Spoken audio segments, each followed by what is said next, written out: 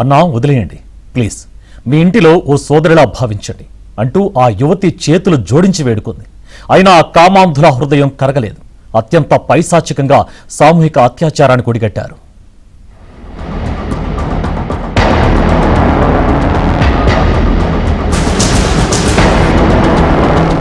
మధ్యప్రదేశ్ ఉత్తరప్రదేశ్ సరిహద్దులోని పుణ్యక్షేత్రమైన చిత్రకూట్ సమీపంలోని దేవంగన లోయలో గుండెలను పిండేసే ఘటన వెలుగు చూసింది.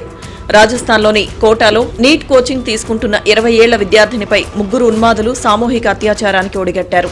తీవ్రంగా గాయపడ్డ యువతిని పోలీసులు ఆసుపత్రికి తరలించి చికిత్స అందిస్తున్నారు.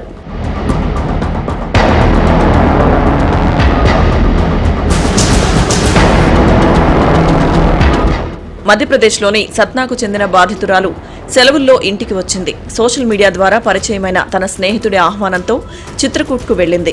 జూలై 22 మధ్యాహ్నం వారిద్దరూ దేవంగన లోయలోని కొండ ప్రాంతంలో తిరుగుతూ మొబైల్లో వీడియోలు తీసుకుంటున్నారు. ఇంతలో బైక్పై వచ్చిన 3 యువకులు తాము అటవీశాఖ ఉద్యోగులమని నమ్మించి బెదిరింపులకు పాల్పడి స్నేహితురాలిపై అరాచకానికి దిగారు.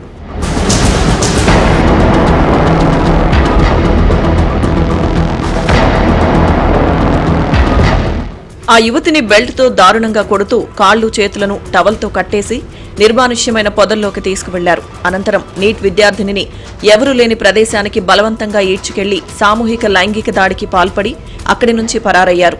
ఆ అటవీ ప్రాంతంలో దొరికిన నెట్వర్క్ సహాయంతో ఆ బాధితురాలు ఎలాగులా కట్లు విప్పుకొని 112కు సమాచారం అందించింది. వెంటనే ఘటనా స్థలానికి చేరుకున్న పోలీసులు బాధితులను ఆసుపత్రికి తరలించి వైద్య పరీక్షలు నిర్వహించారు.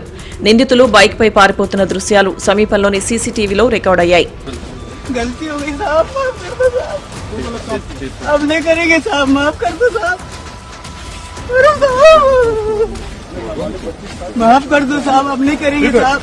ఈ ఘటనను సీరియస్ గా తీసుకున్న చిత్రకూట్ ఎస్పీ అరుణ్ కుమార్ సింగ్ ప్రధాన నిందితుడు జితేంద్ర అలియాస్ భోలాను పోలీసులు అరెస్ట్ చేశారు.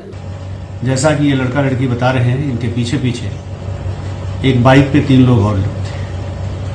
जब ये अपनी बाइक किनारे खड़ा करके पैदल पैदल पहाड़ी पे चढ़ करके जंगलों की ओर गए तो लगभग 15 मिनट बाद वो लड़के भी आगे से वापस आकर के और जंगल में इनके पास पहुंच गए। पहले तो उन्होंने इनको धमकाया कि आप यहाँ गलत काम करने आए हो और बदले में पैसे की डिमांड की। लेकिन चूंकि इनके पास पैसे नहीं थे, मोबाइल में कोई नेटवर्क नहीं था, तो उनमें से 2 लड़के फिर उस लड़की को लेकर के आगे जंगल विभाग की पत्थरबाड़ी जो होती है उसकी आड़ में ले गए और जैसा लड़की ने बताया वहाँ उन्होंने उसके साथ गलत काम किया और हम जल्दी ही इस घटना का अनावरण करके आरोपियों को गिरफ्तार करेंगे।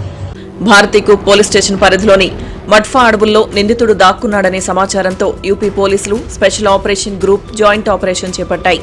ఆపరేషన్ సమయంలో నిందితుడు పోలీసులపై కాల్పులు జరపడంతో పోలీసులు జరిపిన ఎదురు కాల్పుల్లో నిందితుడి కాలికి బుల్లెట్ గాయాలయ్యాయి. కాల్పుల ఘటనలో బాహిల్పుర్వా పోలీస్ స్టేషన్ కు చెందిన కానిస్టేబుల్ రాఘవేంద్ర కూడా గాయపడ్డారు.